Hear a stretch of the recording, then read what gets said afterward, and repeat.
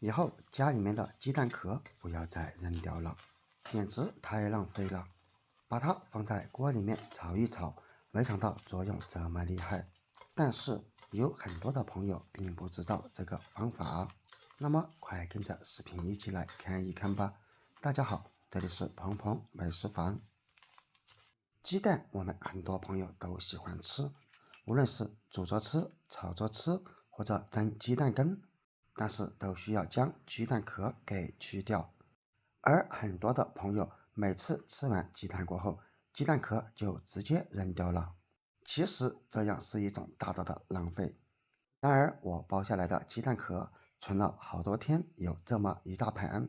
来看一看我存下来的鸡蛋壳是怎样做的吧。首先往一个大盆子当中倒入一些食盐，食盐不仅有清洁作用，还可以起到一个杀毒消菌的作用。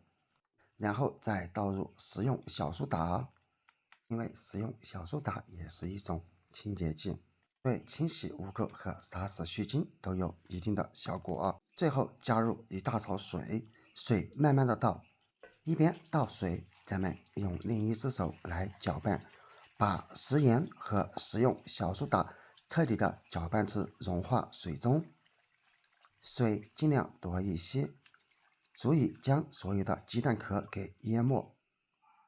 然后将鸡蛋壳倒入水中，因为鸡蛋壳表面特别的脏，不仅有大量的细菌，而且还有鸡粪残留，而直接用清水是洗不干净的，所以在洗鸡蛋壳的时候，一定要加入一些食用小苏打和食盐，这样才能把鸡蛋壳表面洗得干干净净。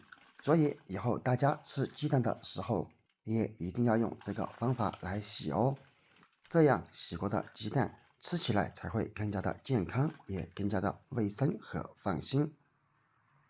像存了几天，有的鸡蛋壳已经粘在了一起，所以一定要给它取开，这样才能把每一个鸡蛋壳表面都洗得干干净净。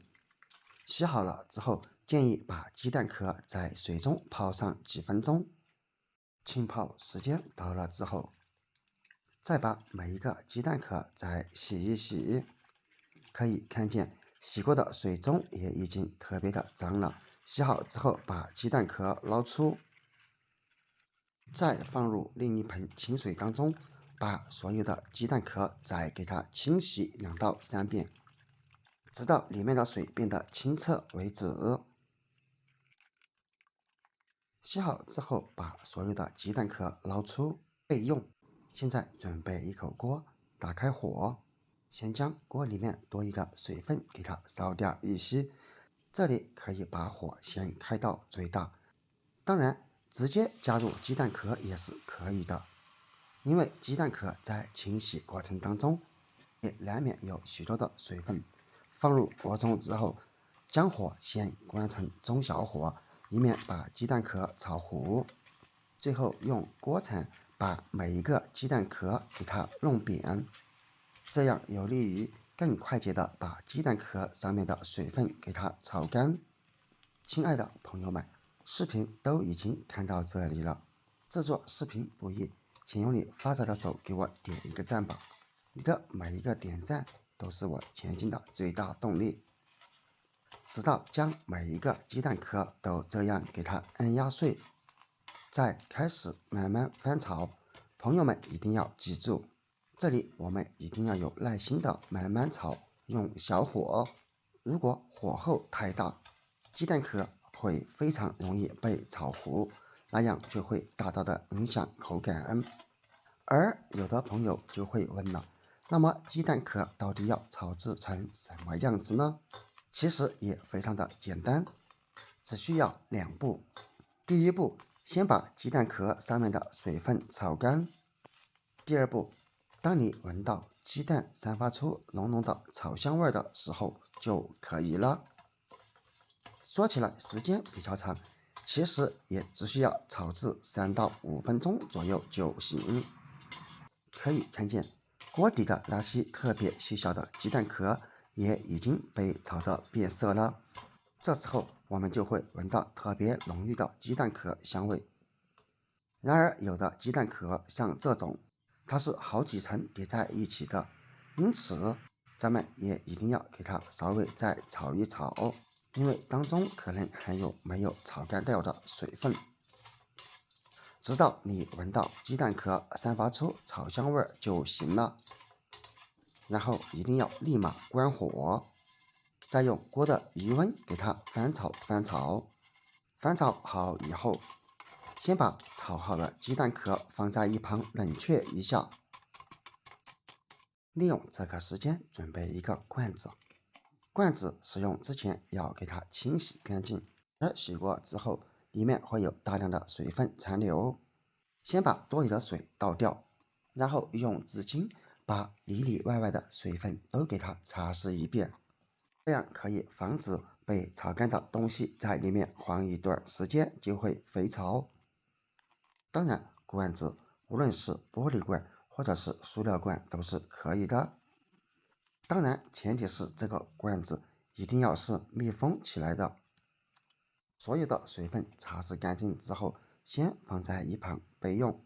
然后找出家里面的研磨机，打开研磨机，再把炒好的蛋壳全部放入研磨机当中。如果家里没有研磨机的，用捣蒜器也是可以的。接下来抖一抖，尽量把里面的鸡蛋壳给它抖平整，盖上盖子，这里一定要给它盖紧。然后开始磨鸡蛋壳。在使用这种研磨机的时候，千万不要一直按住不放，磨上3秒钟左右，然后再静止1秒钟到2秒钟，这样可以防止把研磨机给烧掉。当然了，也不需要多长时间，就能很轻松的把所有的鸡蛋壳给它研磨好，最后再揭开。你会闻到特别浓郁的一股味道，别说，还真的挺香。找出提前准备好的罐子，再把研磨好的鸡蛋壳粉全部倒入罐子当中，最后盖上盖子，放置在阴凉干燥处保存。这样一罐鸡蛋壳粉就做好了。我相信有很多的朋友都知道它的作用与用法，那么你可以在下方评论区分享出来，在这里该说的不方便说。